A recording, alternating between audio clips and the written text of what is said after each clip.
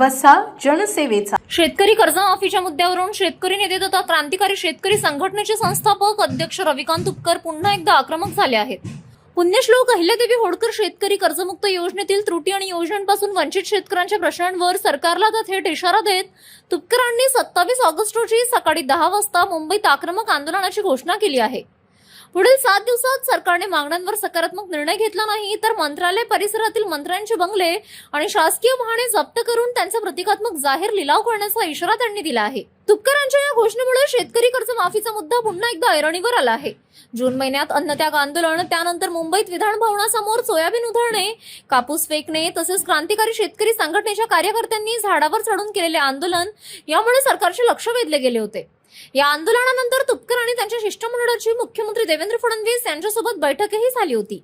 काही मागण्यांवर सकारात्मक चर्चा होऊन त्या मान्य करण्यात आल्या होत्या. मात्र तरीही कर्जमाफी योजनेतील अनेक प्रश्न कायम असल्याचे रविकांत तुपकर यांचे म्हणणे आहे.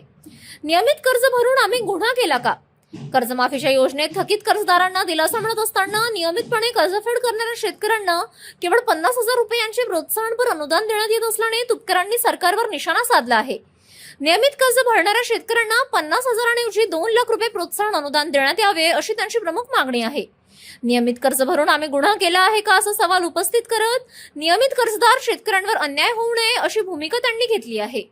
City news.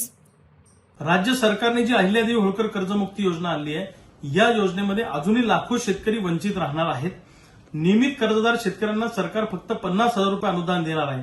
त्यामुळे नियमित कर्ज भरून आम्ही गुन्हा केला का असा संतप्त सवाल महाराष्ट्रातल्या नियमित कर्जदार शेतकऱ्यांकडून येतो आहे.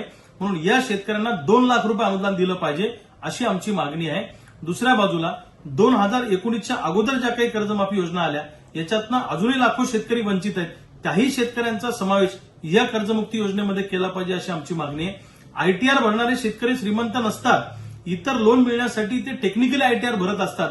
त्यामुळे त्याही शेतकऱ्यांचा समावेश या कर्जमाफी योजनेमध्ये केला पाहिजे अशी आमची मागणी आहे. आणि अनेक बँकांनी शेतकऱ्यांच्या अपरोक्ष परस्पर कर्ज पुनर्गठन केलेलं आहे.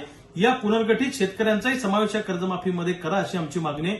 रूपांतरित ज्यांचं कर्ज झालेलं आहे त्यांचाही समावेश या कर्जमाफीमध्ये करा.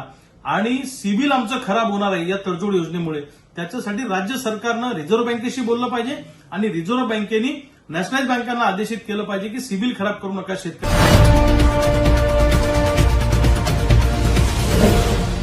सिटी न्यूज वसा जनसेवेचा.